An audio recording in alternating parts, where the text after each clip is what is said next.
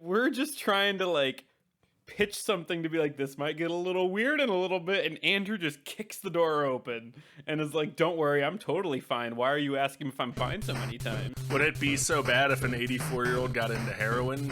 Welcome to the Cat Organizational Podcast. You idiot. It's written down in front of you idiot. This is like the buffalo chicken wrap of answers. I haven't heard about hot orcs in a while. We were so horny for motion controls in 2005. I can't wait to come back and tell you how it was Noah's Ark, you asshole. I would also like to retroactively say I've never had cotton candy acid. So Andrew's 100% doing a voice, right? Everybody get off IMDb now. Time to record. This episode and probably this whole podcast is a mistake. Hello and welcome to Debate This, the show where no one is right, but someone is definitely wrong. And more importantly, welcome to the first stop of the Spooktacular Express 2020. Whistle! Yeah. I have insert train whistle here, and it actually happened. I'm so happy about that. In this show, we take time out of our busy adult lives to talk about comic books, video games, and how if Groundhog Day was set any time after Q1 2020, it would officially be the most terrifying horror movie of all time. Yikes. The beginning of this year feels like 12 years ago. Yeah, man. Like January. 12 years of 2020. Yeah. 12 years a year. Every month has been the worst year of my life. Yeah, exactly. Oh boy. So every October, we here at DT exclamation point HQ embark on the mission of bringing you weekly Halloween themed content. Now, we unlocked the mythical 4th week TM when we started our Patreon a few months ago. That is how legal stuff works. You have to say the TM. Yeah, right? You have to put it in the It's little like tiny declaring letters. bankruptcy. Yeah. Yeah. You have to put it in the little tiny letters So, and say you're them. welcome, lawyers. But the tradition of the Spooktacular Express will roll on, and we'll be uploading content to our main feed every week in October. If you'd like to add a 5th episode of DT Goodness to your podcast apps this month, head over to patreon.com/debatethiscast and join the madness. Now, with the doors shut and the tickets taken, it's time for the Express to leave the station and enter the fear tunnel dimension or whatever, so let's get on with the show. I'm going to put an obnoxious amount of train sound effects in these Oh, episodes. please. That is my one true Please goal. do that. Please load on the trade sound effects. The Fear Tunnel Dimension sounds like potentially the third Doctor Strange movie subtext. Yeah, Doctor Strange and the Fear Tunnel Dimension. sure. I wrote that and expected it to turn into a butthole joke if I was not careful. So I'm glad man. we went with Doctor Strange. Well, my dudes, The fear tunnel is what my roommate in college called his bedroom. Oh, Nice. That's worse. That's worse, not better. So my dudes, something very scary and terrifying has happened here at DT exclamation point HQ. The exec's called. Yeah. I never get used to the abbreviation DT exclamation point HQ. It hurts to read and it doesn't feel good Yeah. to hear. But it looks so good Yeah, written out. Like it looks good stylized that way. It's very aesthetically pleasing. Yeah, it's a nice It divider. has symmetry. So this time, the execs from Capcom and Oculus called. They got their rocks off so damn hard with Resident Evil 7 in VR that they want to chase that high again. They're looking to create the next incredible horror experience for players to be fully immersed into. Here's the thing. Fully immersed TM. Fully immersed TM. Here's the thing. They don't want to reinvent the wheel. In fact, they don't even want to put any effort into building a new game. Well, they are execs after all. It's Well. true. That is what the execs do. They want to port a non-horror game to VR and brand it as a horror experience. Well, excuse me. So Not unlike what you just all heard. Something just came out of Matt's Fear Tunnel Dimension. I was going to cut that out, and now I can't. No, it's there now. So I've called in the big guns and invited Todd, Calorophobia Thomas, Kyle, Trypophobia Harper, and Andrew, Hippopotamonstrous Sesquipedalia Phobia Henderson to answer the burning question, which non-horror game would be the scariest in VR?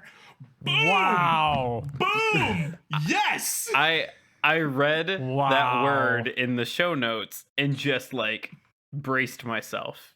Somebody give this man an award in something right now. I don't know what, but something. So, hippopotamonstrous sesquipedaliophobia. Do you know what that fear is?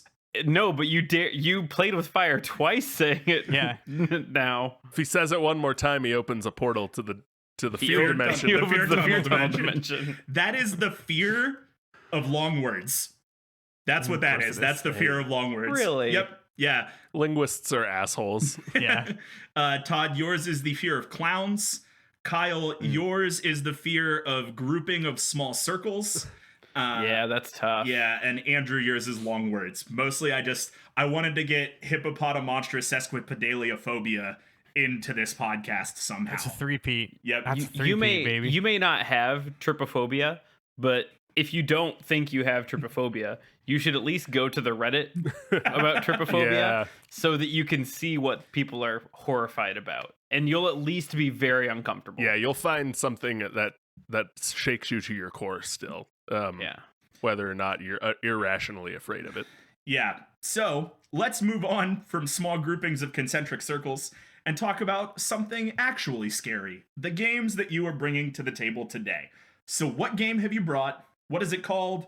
What system is it for? And when I say that, I mean, what system did it come out for originally? And how will you rebrand it as a horror game? Now, remember, the execs don't want you to change the game. They want it to be scary because it is in VR. Todd, go ahead. Yeah, Matt, we are taking what is old and making it new, but very spooky again. Well, that is the So- question at hand here, so I'm glad that's what you're doing. Check that Todd box. just really wanted to rephrase it. Yeah, just letting you know. You gotta tell people what you're gonna tell them, then you tell them, then you told them what you told them. So, and this is circling back in a podcast. Okay, Matt. So NES era gaming was just basically all about platformers very early on, and you know, Nintendo has just all these characters really just sitting around that they're not using at all. So I was talking to Nintendo, and we have decided to fully immerse you, the consumer, Matt, you, into what some may refer to as the original survival horror game of the 80s. Some may refer to it as that, and that game is, of course, Ice Climbers. Yes. Lots So- of people are calling Yeah. it the original Lots of survival people. horror game. My favorite Yeah. survival horror game. Yes. So Matt, in this game, I'm gonna need you to slap on your what is now a spooky blue parka and grab your comically large spooky mallet that is inexplicably is the word I wanted. Damn it, we're recutting it. Matt, I'm gonna need you to grab your comically large spooky mallet that is inexplicably built for climbing, because why would you take a large mallet for climbing? Because Matt, we are bringing this Nintendo Entertainment System classic, and we are making it say it with me, thank you, survival horror platformer game of holiday 2020. What did you... I don't know what you wanted us to all What say we were together. supposed to say You're together. supposed to say with And me. it ended up being We the? were all together. Oh. We were all together supposed to say The power of survival friendship, horror. yes. Power of friendship. Well, since so many people are referring to it as the original survival horror game of the 80s, I just wanted you to also now call it the survival horror platforming game of holiday 2020. People are saying that's what it's going to be. Is that the title? Are we going with the... Lots of people. All the best people. I think we'll call it Ice Climbers Horror Mountain or something, or like the Deep Freeze. Not good.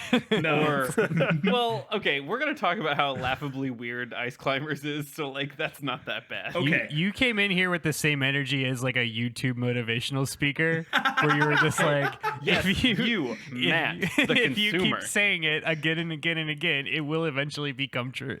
Yeah, Ice Climbers Death Mountain. That's the trial. That's the prototype name. Okay, cool. Specific question. So the Ice Climbers famously is a plural protagonist. There are two. Am I both of the Ice Climbers? Am I where? Like, I know that this is the next question, so I don't want you to give too much away. No, Is he no, Nana you're or good. Popo? Yeah. Well, I mean, you could be either. For this, I have said that we are playing pretend that you are Popo, because Popo was who you as first player played originally, but you will have Nana, your beloved sister, who you certainly will want to take care of. All right. Well, we will get into that more in the next round of questions. Kyle, you're up. What non-horror game are you turning into a VR horror experience? Well, Matt, I'm glad you asked. So after some bad press from releasing a trailer for a game where a digital representation of Ronald Reagan asked players to commit some of the same war crimes his administration allegedly carried out, People can't see your finger quotes, Kyle. Activision wants to get back to its roots and put players in a conflict with a few fewer shades of gray without sacrificing the horrific dread and sense of insignificance that accompanies dying of a bullet wound alone in a foreign country. That's why we are happy to announce a VR remake of the original Call of Duty. The most impressive thing that you've done so far is say fewer and make it sound really natural. So I'm on the hook because you're presenting so well, Kyle. I'm glad.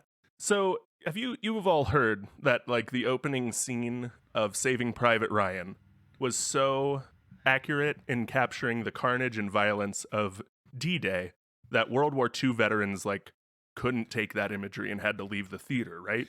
Is that You've real? all heard that? I've not heard that. Oh yeah, that's a real thing. Oh, That's very real. Yeah, I'm not a war movie buff. Well, we're doing that, but in VR. Ugh, And that is my pitch for our horrored up man, remake of a game. 2004 has a raging erection right now.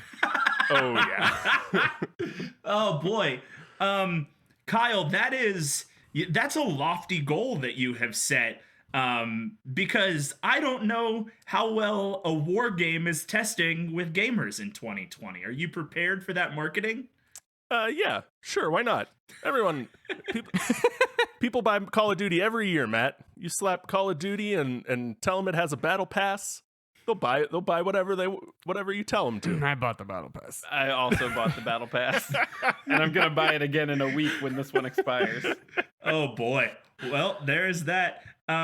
Cool. All right. So we've got Ice Climbers and we've got Call of Duty, two wildly different ideas. Andrew, where do you sit on this spectrum of 80s pixel platforming and actual war crimes? The one thing I'd like to clarify before we move on, the battle pass does give you the ability to play heavy metal music in your helicopter. Which changes. Which is things. worth $20 to $30 a month, I'm sure. Yeah. The defense rests.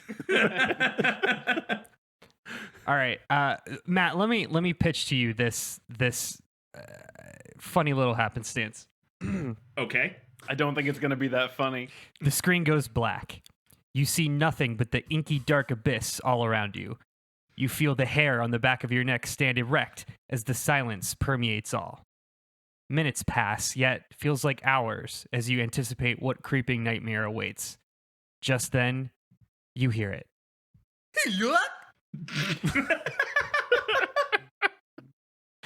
And then, banjo music. The unyielding cacophony of sound passes through your body, dulling your senses. The slurry of dissonant notes sends your brain into a kind of sloggy trance, much like the butter-saturated caloric hangover following a Cracker Barrel biscuits and gravy binge. Amidst your stupor, you see its face. The jagged, polygonal face of your new master in this chicken-fried hellscape. Banjo, along with his backpack mutant avatar Kazooie, has come to reap what's left of your fractured soul. While he uses no words, you understand exactly what this dopey troll is trying to communicate to you. Your soul has been broken, and until you can piece it back together, you will wander these rolling polygonal hills for eternity. As the guardians of this triangle purgatory, Banjo and Kazooie will help you piece together your fragmented soul so that you may finally receive eternal judgment. A gift to you. Can I say Banjo-Kazooie. something here? Every time, most of the times, every time, Andrew comes in with this Ben Wyatt Requiem for a Tuesday energy. And we're just trying to like pitch something to be like, this might get a little weird in a little bit, and Andrew just kicks the door open and is like, don't worry, I'm totally fine. Why are you asking if I'm fine so many times? For the first third of that pitch, he could have been selling us a VR remake of the movie Deer Hunter, and I would have bought it. I always God damn it. I always know when I write the show notes when I should put Andrew last. And it's questions like this where I'm like, I know that there's energy in this question and I need it to be fully carried out. I'm gonna make sure that Andrew either goes first or last. Because if you need the bad energy, you can't put the bad energy in the sandwich. You gotta make the bad energy one of the breads.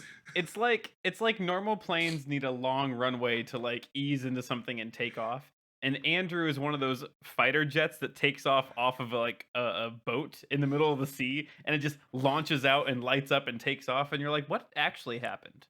What caused this? You guys having a good Sunday? This is what Andrew did today. All right, so we've got 80s platformer in Ice Climbers. We have actual war game in Call of Duty. And we have 3D adventure collect the stuff game in Banjo-Kazooie. 3 very non-horror games that we are going to rebrand as a horror experience. So now that you've told me about your games, I need you to tell me about the experience. How will you put the player into this new VR world? And what about the original game will be so much scarier as players are experiencing it like it's real life? Todd, go ahead. So, did any of you three play the original Ice Climbers? Yes. Yeah, it's hard as shit. It's so hard. I've fired it up, but like to say I've played it is a stretch.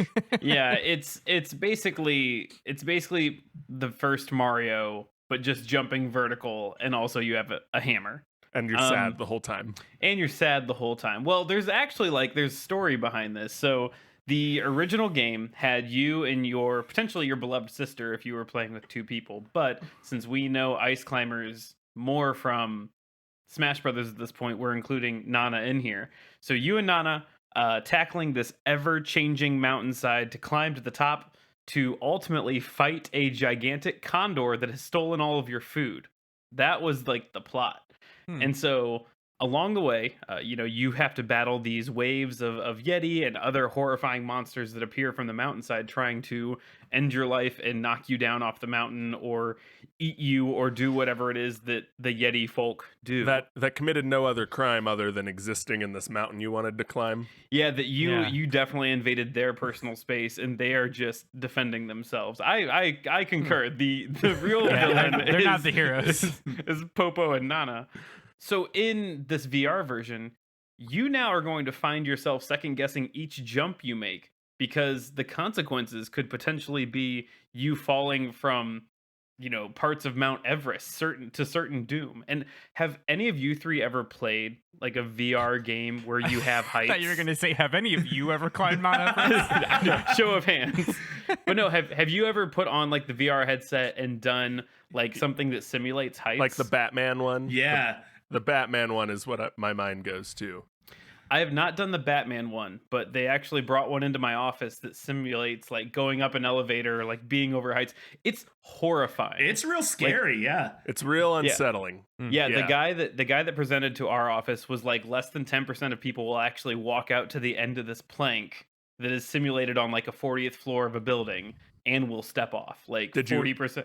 Did you do it, Todd? No, I did not. I had my heart rate monitor watch on though, and my heart rate shot up when I got to the top of the elevator, and I could not do it. Coward. So, oh my god, yeah, I was sweating. It was terrible. So you get that in your living room now, man. And so if you fall off, if you misstep, you're gonna plunge to your doom. And again, in the original, these small Yeti folk trying to protect their land may not have been a big threat as they walk left to right over and over again. But in VR, they could be right behind you without you even knowing, and that's horrifying. If you do find yourself lucky enough to reach the peak of the mountain, which, reminds you, is the peak of a mountain you're fighting on, you now are staring down the beak of this human-sized bird that wants nothing more than to beak punch your parked body until it has a nice sight of ice climbers with its stolen veggies that it took from you. And again, all of this is being done while you are simulating this treacherous terrain and what is definitely a fatal fall if you were to trip. And again, since we've got the headset and everything else, you've got the whooshing wind, you've got the visuals. This is nightmare scenario, and we didn't change anything. That's just what it is now. You gave a third dimension to ice climbers, and that was the worst thing you could ever do. I think a mountain climbing, okay, like, it's definitely Oh, you think a mountain adventurous. climbing game is fun? It's not. It's not. It's not fun. It's not fine. I think a mountain climbing game would be fun. I think it's exciting. Is it horror? It is not. It's thrilling. Thrilling, yes. Hmm. I'm just imagining trying to do a series of jumping puzzles in VR where, like, climbing a mountain, in real life, you've got maybe like 270 degrees of vision all around with your periphery. Yeah. That headset's going to crunch you down to like 90 degrees. So you're not going to be able to see jack. And you're going to have to be trying to jump chasms and deflect yetis with no visibility at all. Again, not horror, but Definitely thrilling. But bad. The Just thrilling bad. the thrilling aspect is certainly like the biggest scary thing that is happening here. However, I guess you all just aren't bothered by being hunted by packs of Yeti folk. Apparently that also sounds fine. Apparently you've also fist fought condors on top of Mount Everest so that you could eat. Is that a normal thing you do? I mean, condor is an endangered species. It can't be that tough. Yeah, well, Matt is an endangered species. What? There's Not a bird of only prey. one of him. Wait, what you said sunk in Hold on. halfway through what I was Todd, saying. you realize that 15% of the world's population are Matts? Like, that's a thing. Not like Matt Cole, but like, if you yell in a fair. crowd, Matt, 15 out of 100 people will be like, what? That's true. That's fair. I mean, we have an overpopulation of Matts, is what you're saying. That is precisely what I'm saying. It was like the third most popular name the year I was born, or something like that. Man, When I meet a new white dude, I either just call him Mike or Matt, and I'm probably Yeah. right. I really want to go back to Kyle saying since condors are endangered that they can't be that tough. Man, that one's gonna stick with me. Yeah, that's a good anyway, one. Matt, It's going to keep Todd up at night. as soon as you make this game fully immersive, the shit falls off the rails. It's gonna be horrifying. Your heart rate is going to just spike, and everything gets bad after that. All right. Well, that has given me sweaty palms and a lot to think about. So let's move on. Kyle, tell me about the very real horrors of war that I can only assume you're about to unload on my unwilling ears. The game loads. You're dropped into Camp Takoa. It's your last day of basic training. You've got to pass, your tutorial, your game tutorial to pass basic training. Basic training as the tutorial to the military is very good, very accurate, but very good. And also 30 minutes. 100%. No, Like that's the first, police academy. The first thing you do in the original Yeah. Call of Duty is like the tutorial is basic.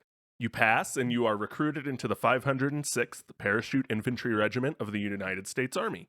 You finish your training, and you're taken to Normandy, France, and on your very first day of combat, as far as I can tell, you are tasked with capturing Santa Marie Église, a town in France near Normandy, to be used as the landing site for Operation Overload because, surprise, it's D-Day. Day one, first day in combat, you're tossed into D-Day. I'm not super surprised about that. Yeah, Kyle, I want to cite something that you tweeted a couple weeks ago where you were like, just once, I wish that a comic book series wouldn't take responsibility for the JFK assassination. That's how I feel about... Just once you want a World War II story to not happen on D-Day. Exactly, yeah. Give me something other than D-Day. Is it Operation? I think it's Operation Overlord, isn't it? Is it Overlord? It's I think Overlord. it is. Yeah, I mean, it's tired when I wrote close. this. No, you're good. So you rush to help take the town. You're shelled with mortars. You're sprayed with blood and grit.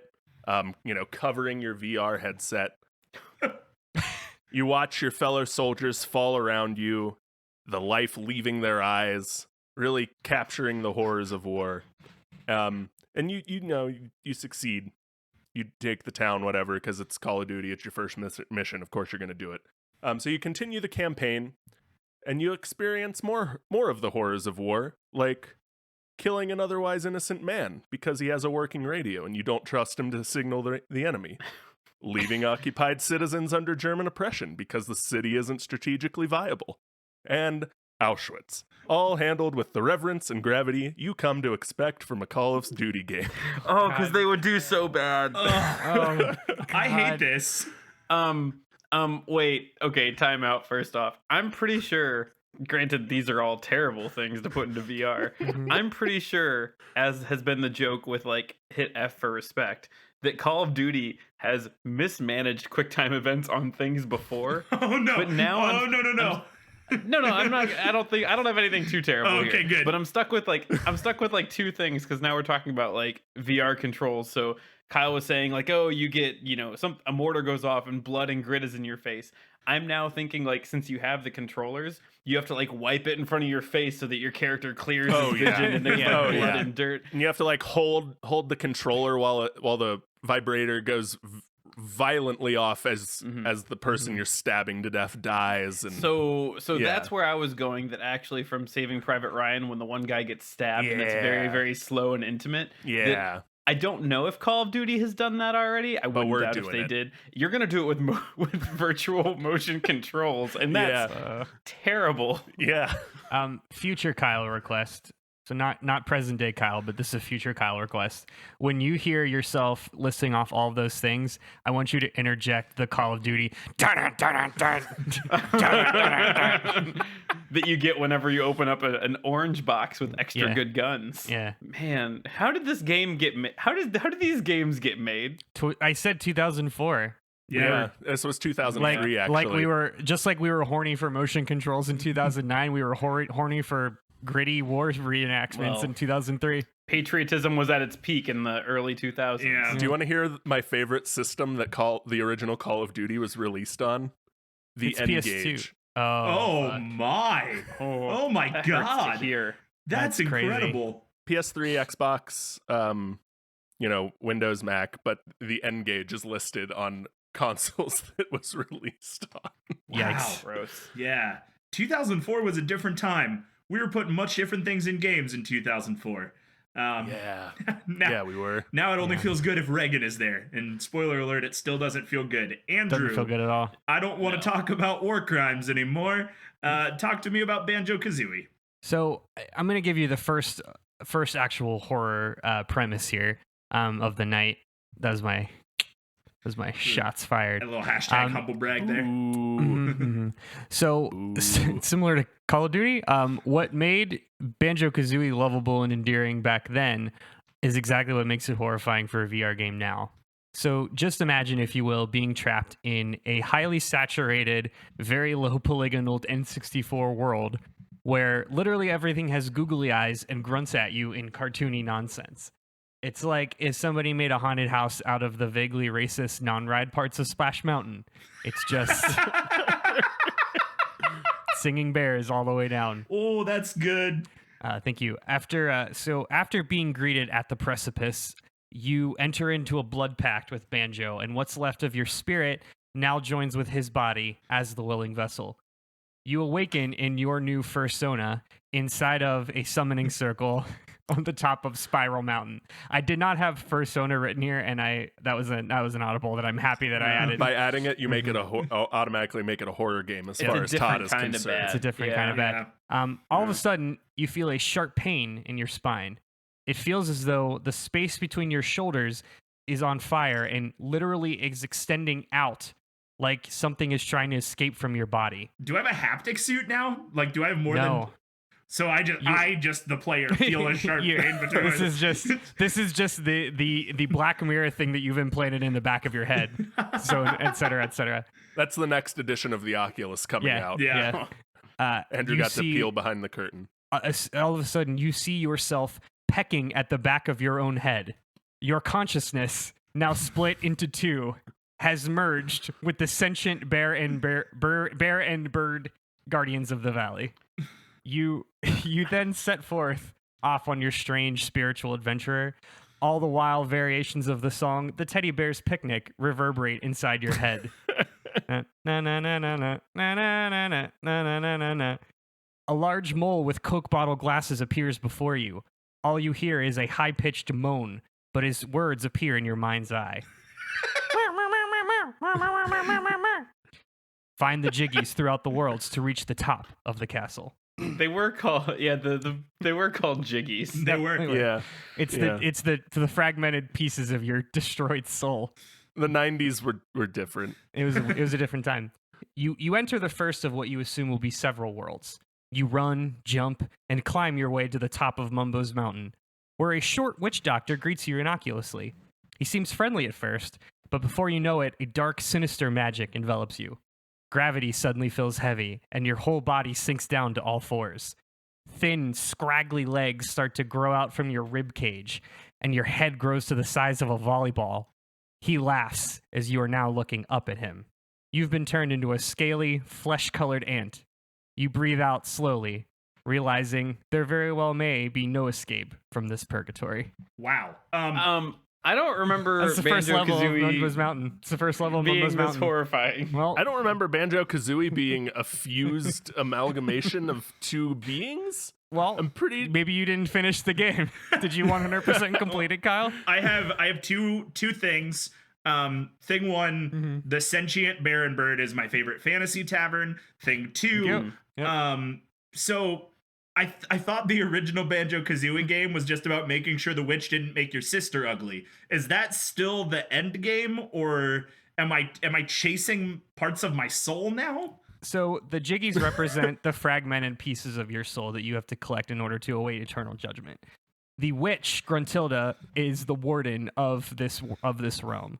So in order to pass on to the gates to finally get sweet release, you must defeat the warden of this triangle purgatory. So you're making a lot of changes to the original game. That was Yeah, not- I think Kyle and I stayed pretty true to the source material. We had to make it first person.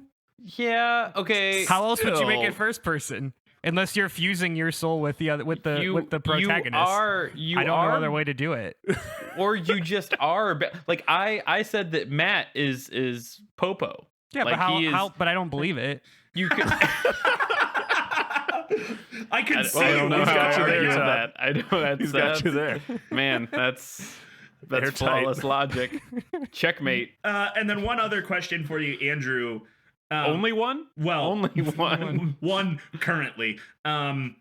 So you said that my consciousness is split between Banjo and Kazooie. Can I see from both perspectives all the time? Yes. What happens if you look in each other's eyes? You see God. It's like it's like when you have when you're on a web call and you're like, or it's like when you're trying to stream and you have your screen that you're streaming or screen that you're streaming, and it's just like that empty void, like putting two mirrors together. Yeah. Yeah, it's just into the void. Just that. Wow. Okay. So, yeah, interesting updates as to where we came. Like, Todd has got a very suspenseful action movie that he's working on. It's high thrill, high suspense, but questionably not horror. It's like a Mission Impossible movie. Yeah. Decidedly not horror, but thrilling. And you're worried Tom Cruise might not complete the stunt. Kyle, on the other hand, just has really leaned into America's love of war, and it's the real ass horrors of World War II. And Andrew Made a horror game. You're welcome. has done a lot of things to Took some Banjo-Kazooie. liberties with the source material Okay, well, and made a horror game. Call of Duty is just Steven Spielberg's Saving Private Ryan, so good for you to remake Steven Private Ryan for like a fourth No, you're time. right. You both are disqualified. But Matt, Yeah, please continue. yeah. Well, I have heard enough about shaving Ryan's privates today. So the execs Nice. like where this conversation is going, but they're starting to realize, maybe a little bit after Andrew's pitch, that they're going to need to horror this thing up, no matter how scary the original property can be. So go all in, cake your game in horror. What will you add to this classic game to really highlight how scary the original is? Todd, go ahead. So I don't want to run you off of this premise immediately, but First off, I'm going to add we this company, the guys Nintendo? upstairs, yeah, Nintendo, those guys. We are going to add two of the most horrifying words that you can add to a game, and that starts with resource management. A la, now I saw you cringe, I knew it was coming, but like He did a la visibly cringe. the game. If any of you have played the game The Long Dark, Yeah. like that, like survival resource management. So it is not the only threat, but you now are going to have to somewhat Oregon Trail this shit to keep yourself alive and healthy, or risk death, dismemberment, etc. So Dismemberment, huh? Where We'll come back. Yeah, there's always. I mean, yeah, I'm sure that's never Dismemberment happened via condor. Is Yeah. that yeah, is that what it is? condor. Condor-related injuries. Packs of condors. You start off with water and a small amount of foodstuffs to get going, but you'll need to proceed forward to find your stolen food that this shitty condor took from you. But you're gonna have to find that stolen food fast enough that you don't starve on this mountain. I mean, you're stuck on this mountain. You now don't have food. You got to get it back. So time is of the essence. And you're going to have to move pretty fast, Matt, before you become delirious from malnourishment. Now, you've also got to look out for your climbing partner, your sister, your only sister who you care about, Nana. Now, multiple times, Matt, you're going to have to ask yourself, did you guide Nana to set the anchor correctly in the next rock face? I mean, you haven't eaten enough, and you maybe missed that major structural integrity flaw. So here we are, Matt. You're going to have to look into Nana's eyes as you have to decide whether you can pull her up the belay, or if you have to use your VR controls to cut the rope and shake her loose to save yourself, Matt. And I mean, like, shake her loose off the rope. You're going to have to use motion controls to do that. Oh. Now, Matt, no, fortunately, you tied a strong enough knot, and, she made it. You're good. But now you're facing down that man-sized bird that has nearly taken the life of you and your sister. Have you ever fought a bird, Matt? Have you ever had, like, a bird fly at you? Have you ever had, like... You ever punched a bird, Have you Matt? ever punched a bird as a man? I refuse to answer that question. I plead the That's fifth. fair. So you've seen at least, like, birds dive bombing people or videos or whatever. It's that, but bigger now. You've got a big-ass bird. Now, if you manage to defeat this bird and salvage some of the food that it took from you, there is still another step to this. What do you do after you climb a mountain, Matt? You go home? You climb back down. You punch another bird. You have to now climb what you back do? down from the mountain. Matt? Says you. Yeah, I mean, I could just What call if Matt it. wants to live on the mountain? Well, I could call a helicopter. Helicopters get people off mountains all the time. Helicopter? Specifically, the types of choppers that service hills. So damn the it. one thing, not the only thing, but one of the things that the original Ice Climbers left out is that you climb the mountain, you're fine, you're great. No, you are not.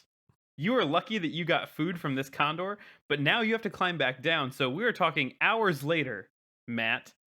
You haven't eaten enough to sustain the forced march, and Nana sprained her ankle something pretty terrible due to you not being able to focus and call out a jagged rock. Wait. How much time has elapsed? It works like Fallout hours or like not Animal Crossing hours because those work in real time. You're not actually climbing this for multiple days. Minutes or hours, whatever. You realize that This works in Sims time, Andrew. Does that answer your question? You realize you don't need to eat 3 times a day in order to survive, right? Like, you But know still- that. Can you you know how many just say that you calories know you burn that? while climbing a mountain, Andrew? You have to still eat. That's why people make trail mix. You don't I've climb a seen mountain alone. in one day, I've Todd. seen alone. Yeah. No, this is a people. Anyway, I answered your question, I think. So Nana, You yelled has a at me, sprained- but that's fine. Here we are. Nana has a sprained ankle, and so you now find yourself having to take shelter in an alcove away from the winds. Well, Matt, as the fire flickers in the wind, your thoughts run in circles of your hunger. I mean, you're hungry, you're probably dehydrated. And I mean, your character may end up saying, "Don't worry, I'll take first watch," to your sister. But inside your headset, what you actually start to see on your visual display is it's sure making that Nana's injured, calorie-rich leg look pretty appetizing, Matt. And so I just want to say the game it won't make you resort to cannibalism, but it's just something that you may end up doing if one of you are going to make it off of Death Mountain. Wouldn't any of the Yetis or any other of the enemies you kill be a better food option? Have than you ever your fought a sister? Yeti in a snowstorm, Kyle? Yeah. Answer the question. Apparently, earlier in this game to summit the mountain, I have. That's valid. The storm hadn't picked up then. It was still clear Oh, climbing. I still am okay. stuck on like maybe 2 days have elapsed. Like I've seen Alone. How many days? How many like- days does it climb? So what you don't know about Death Mountain, Andrew, is it's twice as tall as Mount Everest. Is that Is true? that real? Did you make that up? Is that the Pokedex In this entry? game, it is. Okay. And in this game, anything Well, is that's- anything. That's probably not physically possible, but Death sure. Mountain is not a real place. Not this version of Death Mountain. So that is 58,000 feet. Andrew, you're in space. Most expeditions to Everest take around 2 months. It's true. I did not Andrew, know that. can you go 2 months without eating, Andrew? Well, I can't, but I'm not an But expert you're- mountain climber. You're not Popo, who's been training in altitude chambers to ready his body. Because that's a reasonable thing you can train your body to do. I've not been 2 months I've without not been food. training my body in people eating. So The point is, we have taken the thrilling suspense and heart rate just spiking adventure to survival horror on this mountain. And I hope you packed some Nutri-Grain bars because it's either that or Nana's leg. Oh man, this Ice Climbers VR game having a like brand deal sponsor. Nutri-Grain It's tie-in. I was It gonna comes say with Nature Valley, like cracking the Yeah. Nature Valley It bar. actually comes with a Cliff Bar. When you buy the game, they Yeah. send you a Cliff Bar. it would definitely be with the Cliff Bar What company. an excellent peripheral. Okay, Todd has forgotten that I am the one who works in a climbing gym and know what the words he said actually mean, but that's fine. I knew it when I did it. He did a good job incorporating the word belay. Yeah, It was very important to me that I said belay. it wasn't an accurate use of the word belay, but As a verb that's or a fine. noun, you decide. Also, the fact that I'm the one who tied Nana's knot, I don't know. Anyway, Kyle, it's Nana your is turn. your young, frail sister. I don't know why you brought her on this mountain. Me neither, man. Kyle, go ahead. All right, Matt. So you want us to add more legit hard H horror to the game. With a hard H, horror. We are not going to change. We're not going to add anything supernatural or weird to the main story. We believe the horrors of war should stand on their own. That is our artistic decision. Okay. However, when you get tired of the horrors of war, we will have another game mode available to you, a fan favorite already built into the Call of Duty franchise, Call of Duty Zombies. You will fight in VR unending hordes of hyper-realistic, very well foleyed and acted zombie hordes trying to rip your flesh from your body and eat you alive. You literally just said you weren't going to have anything supernatural. Yeah, I didn't hear That's- that. In the main story, this is Oh. this is, This is where a we different play game mode pretend. entirely. Of I course. did say that. This is Fair just enough. a mini game. And in this game mode, Matt, to get to the second floor, you have to have money to buy the couch away. All right, did you bring money to buy the couch that's blocking the steps? Is that a real thing? I don't know what Todd Yeah, is he got you referencing. there. in one of the Call of Duties, like to access different areas, you had to buy access Yeah. while you're playing the game. Like, Oh, you that earn currency sucks. by killing Oh. zombies. Oh, and there's okay. just a sofa blocking some stairs. It's not a microtransaction. It was just No. just a tower defense game. Oh, okay, Gotcha. good. This is Gotcha. this is in the before times when you didn't have to put a credit Yeah. card number in for everything you wanted to Yeah. do. That's cool. Yeah. Okay. What is going to make this extra horrifying, Matt, is that as you kill people in the main story, you will see those people reanimated as zombies in the VR zombie unending horde play mode. You didn't save Laredo out of the back of the boat, Matt. You should have saved Laredo. Yeah. He's coming for you now. Oh man. You get to see your best friend who made it all the way through basic with you and then died by your side. He's trying to eat your guts now, and you've got to kill him or he'll kill you.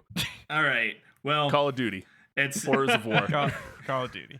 it's definitely not the Spooktacular Express episode if we don't talk about a zombie movie at least once. So I'm glad that we've checked that box for the month. Andrew, go ahead, finish us out here. Just ladle the horror onto this already terrible thing you have made. Oh, I would love to. Okay, Matt. So you've talon trotted your way through Mumbo's Mountain, and you've beak busted enough baddies to claim the treasure of Treasure Trove Cove. You finally start to feel hopeful that your soul may soon find the rest that it desires. But then you see it. An innocent enough sign that reads Clanker's Cavern. Ooh, I got a little goosebumpy there. I hate Clanker's Cavern. Yeah, I'm definitely playing to the mod here. Now it becomes very clear quickly how different this world is from the last two. You find yourself in a sunken cavern with no discernible sunlight anywhere in view. All that lies before you is an expanse of murky gray water leading to a dark, endless abyss. Now, Matt, using your state-of-the-art VR gyroscope, What? you yourself, the real person, have strapped yourself into this gyroscope, and you start to swim your way to the bottom of the sludgy sea. You need As at you least see- $35,000 to play this game. It's a pretty expensive peripheral. It's a pack-in, $149.99 with tax. And you see staring right back at you a metallic sea serpent with brown, razor-sharp teeth. The mechanical monster opens its maw, and you feel the pull of the current take you. You flail your arms wildly the opposite direction as you see the mechanized creature lunge at you with full speed. Clanker is king of this domain, and you are but another scrap of plankton to suck into its mechanical gills. And thus begins your escape from Clanker's Cavern. Wow. You're swimming Did- from Clanker. Did Banjo turn into a washing machine at one point? Yeah, that's the second game. Okay.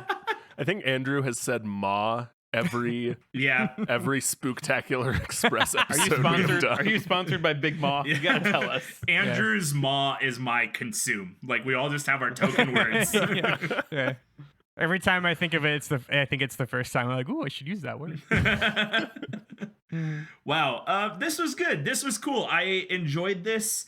And one of the reasons that I really enjoyed this, I just want to give all of you guys a quick pat on the back here before the super secret bonus question, is that I have played a lot of horror games in my life, and the ones that are the best aren't the ones that just ladle on gore, because video game gore is not the best. So I want to give all of you a pat on the back for your question 3 answer not being, well, it's just going to be gorier. So good for you guys. Also, that allows me to get out my harbored hate and dislike for Outlast 2. Anyway, time for the super secret bonus question. So, guys, the execs are stoked. They have loved every single thing that you have said so far. They're really excited because usually when they come to these meetings, they hate most of the things you say. But today they've liked everything, and they're really excited about it. They have realized that this is only going to go well if they cake on all of the horror that you gave us in question 3. And so they are pouring the budget onto the table and giving you the task of bringing in the next Hideo Kojima director. And they want you to tap a horror movie director to direct your game. So I'll give you time to make some calls and send some texts. Find yourself a director, and I will take your answers right after this.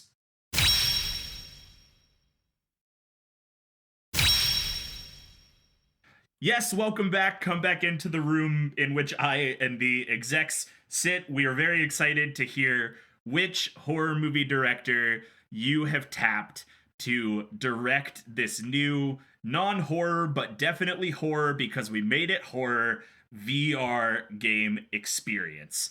Todd, kick us off. Who is going to sit in the nice foldable chair?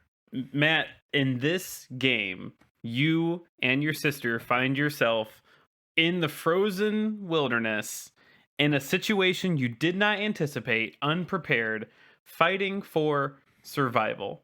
And you can only hope to get out alive. For those reasons and more, we need a director who has done that exact kind of movie and nailed the horror and suspense and survival pieces of that. So we are tapping Joe Carnahan, the director of the Liam Neeson movie The Grey, That's a good pull. to do That this is a good pull. game, because that parallel and delivery is excellent. And I'll tell you, Matt, at the end, you just hope you're not Liam Neeson with mini liquor bottles taped to your knuckles, trying to punch this condor to feed you and your sister one more day. Wow, excellent parallel, Todd. I am genuinely impressed. Good for you. That was very good. I'm not going to say anything else. I don't want to ruin it. All right, Kyle, go ahead. Who you got? All right, Matt. So we at Activision have partnered with a very great, still working modern director who not only has done great work capturing the horrors of war and the fear that our soldiers are under every minute they are in combat, but also has a horror movie credit in her filmography. I am talking, of course, about the director of films The Hurt Locker and Zero Dark 30, Catherine Bigelow, with the added bonus that she is a woman director, shutting up all the SJWs who are complaining about our war crimes trailer for Call of Duty Cold War. Oh boy. It is a pretty bad trailer. Yeah, it's really bad. It hits hard. What horror movie credit does Catherine Bigelow have? The 1987 film Near Dark is described as a neo-Western horror film. Huh. All right. I have not seen Near Dark. Interesting. Starring Adrian Pasdar, Jenny Wright, and Bill Paxton. I knew one of those names. All right. Andrew, wrap us up here. Who is the horror director taking on Banjo-Kazooie IRL? Right.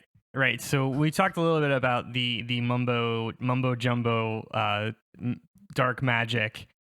So we're the execs when we talked about it backstage, they really wanted to lean in on the body horror aspect. So we've tapped Canadian filmmaker and director David Cronenberg to be a part of this project. David Cronenberg, of course, most known for his remake of The Fly. Yeah. But also other similar body horror movies such as Shivers and Rabid.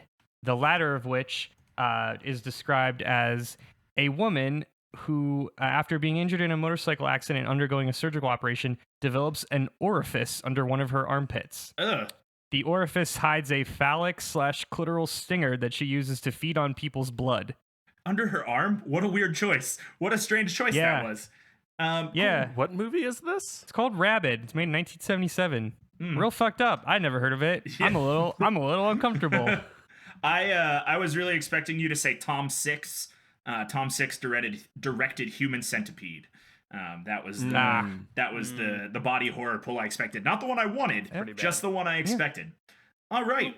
Well, that is great. We have a lot of good ideas here at the table. The execs have a lot of conversing to do, and we want to hear one last closing statement from you, the possible game developers, and the pitchers at this meeting before we take it back to our offices. So give me your closing statements, Todd. Yeah, Matt, I had prepared just a couple sentences just to tell you about how good my game is and how it aligns with what we're looking to do here today. But instead, I just want to leave you with two very different points. One, I didn't come into this boardroom and say orifice. And two, I'm not promoting war crimes driven by Reagan. So I'm just going to leave that on the table, and I'm just going to step back. All right, solid. Kyle. War never changes. Fuck you. Yet it is only the weapons are new. Yet it is not the weapons, but the men who handle them who win victories. Okay, that was a thing that happened, and Andrew, go ahead, finish us off. Matt, I'll leave you with one of my favorite lines from Banjo-Kazooie, taken straight from the game.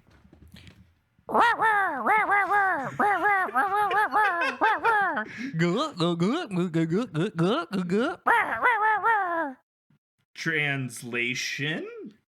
I was real worried I was going to have the worst answer to this part. But Andrew ceded my fears. The defense rests. Wow. Okay, so that was a time. And it's, we started today with a bang, and everything was going really well, and now we're not so sure. So, with that out of the way, I'm going to take the execs back into the office for some coffee and donuts and leisurely conversation, while you give each other some good vibes for the ride home. Yeah, Kyle, you made a game that actually might get made. It's been made several times. No. I mean, like VR Call of Duty. VR, if VR were to become a very casual at home thing, this game will get made. Yeah. This will be a game you are going to use your very real VR controllers to snuff the life out of another man. Like, it's gonna happen. It'll tie into your like heart monitor watch and give Yep. you an achievement when you lose the innocence that you only can lose from watching the life leave someone's eyes. Oh my god. I really hope that when the day comes that a Call of Duty VR game is made, they lean away from that and instead do things like pushing a person off of a building or like grabbing a grenade out of the air and throwing it back. Like there are some like north of center moral compass things they can do, and I hope they do it. Your game did not, and they will ultimately make your Yeah, game. I was gonna say, are you familiar with Activision, Todd? Yeah, Because they're gonna I know. 100% lean the other way. Andrew, what did we do to deserve what you've done to us today?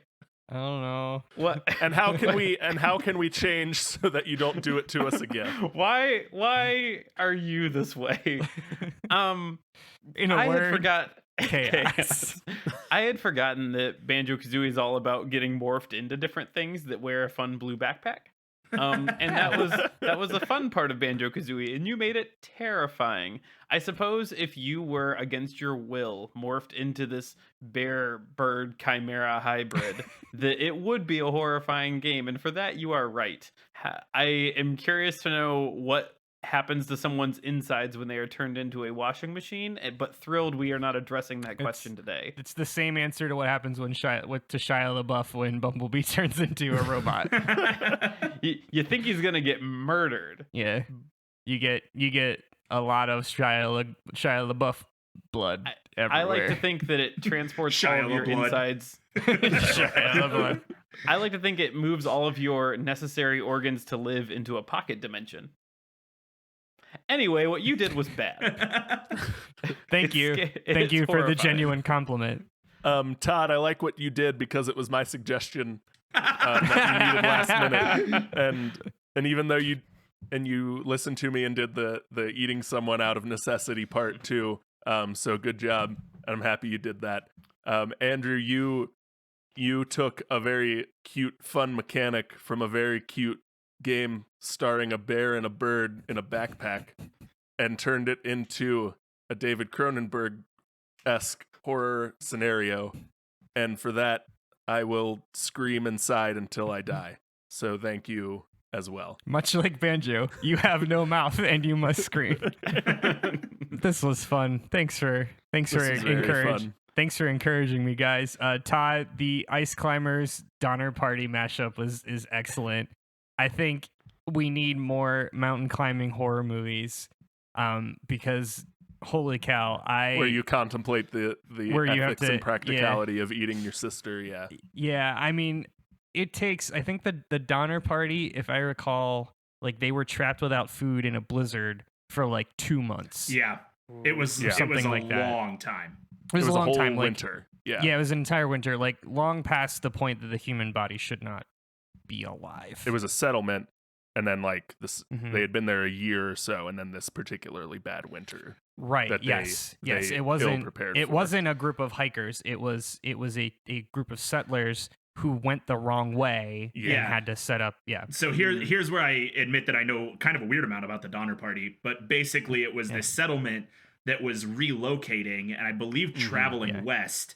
And Yeah, they were just like doing the Oregon Trail thing. Yep, and they like came doing the up. Go West, young man. They came up to a mountain pass too late in the season, and I believe that the rest of the settlement, I don't think they like went around. They decided to camp there for the winter at the base of the pass. They tried to do the shortcut, which is go directly through the mountain. We're getting off track. We'll do a Donner Party podcast elsewhere. Anyway, Todd, excellent work. I am terrified of giant birds, so for me, having to fight a giant bird on top of a mountain is an absolute nightmare. So that hits home. Kyle, your Horrors of War was very good, and like Todd said, is obviously inevitable in our very real VR society. Our violence worshipping culture. Yeah.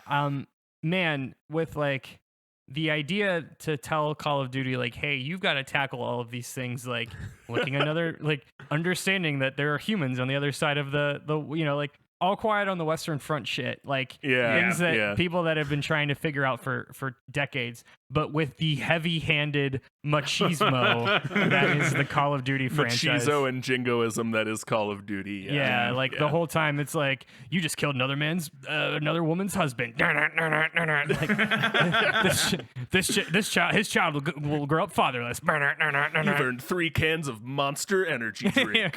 Yeah. Well, and all the guns have fun names too to keep things plucky. You're there now, the Dorito murderer. Like whatever. This is stupid fun that we do. That might be more horrifying than anything I brought up today. Boy. All right. Well, I wanted to give a few good vibes before we went into the decision because it's Spooktacular Express season and I am the Halloween boy of this podcast. And I came up with this question a while ago and I'm really excited that we finally got to do it. So, Todd, good job making a very suspenseful movie out of a 2D 8-bit pixel jumping game. I mean, that's kudos to you for going in on that. Not kudos to you for misusing climbing words. You tried. I appreciate that. I have more pulled up if you want me to try some more later. Try them now. I closed the tab. I lied. He called me bluff. All right. Yeah. And then Kyle, man, your ability to commit to the bit, like this reminds me of when we did get a Sonic game back on the shelves or the Shadow the Hedgehog game or whatever. Yeah, your ability to commit to the bit is admirable, and the horrors of war are very real horrors. So great job there. And then, yeah, Andrew, everything you did today, man, just all the things. What a thing that it was you did. So the execs are back in the room, and the execs have formed opinions, and they want me to divulge those opinions to you. So thing number one, Kyle, we are not going to go with the Call of Duty game because you're cowards. No, Kyle, war, what is it good for? Absolutely nothing. That was the other one. I was going to do for my closing statement. Yeah, we're not going to do a war game in 2020. It's just not going to happen. And actually, there is an answer to that question posed by, I forget the name of the band in this moment. But war, what is it good for? It's good for making a lot of money for the military-industrial complex. Yeah, that's pretty much it. That's why we're not going to make a war game in 2020, because I am a hippie socialist pacifist. Drop games, not bombs. All right, moving on. That leaves us with Todd and Andrew. And this is really interesting because these are two incredibly different types of horror. You've got 127 hours on one side. You've got Teeth on the other side. They are very different kinds of horror.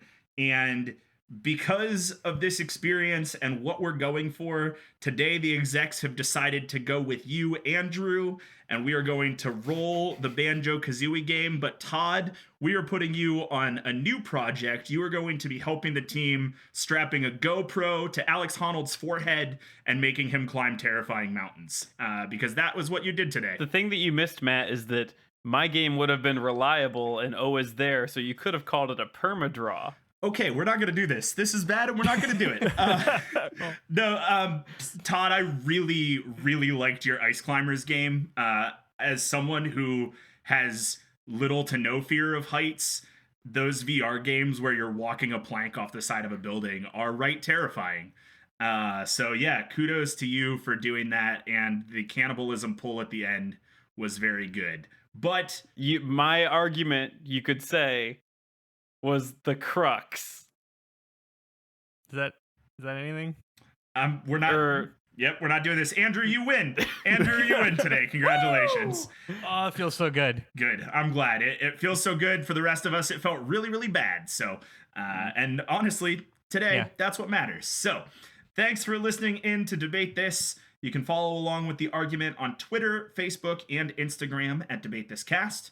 And now you can find us on Patreon at patreon.com/debatethiscast to unlock that tasty 5th episode this month.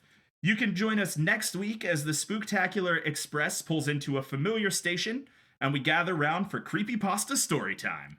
Woo! Hell yeah. Yeah, and something special about this year's Creepypasta Storytime, we actually recorded it live over on our Twitch channel. So we'll probably put the VOD of that on YouTube. But if you want to see more possible live content from us and also watch us stream some games in what we're calling Monday Night Football every Monday at 8 p.m. Eastern Standard Time, follow us on... Until the NFL makes a stop. Yep, until notoriously litigious Football Corporation makes a stop. You can check us out on Twitch at twitch.tv/debatethiscast. Until next time, I'm Matt Cole. I'm Todd. What starts with bekissing ends with belaying Thomas. You go to hell. I'm Kyle. Unlock the watch the enemy's life drain from their eyes achievement, Harper. And I'm Andrew Cronin, Bird and Bear Henderson. Oh, God. And we're saying thanks for debating with us. And if you think we're wrong, you can come fight us behind the spooky swing sets, nerds.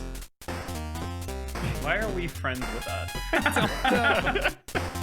What the fuck is the matter with us? Oh, my goodness.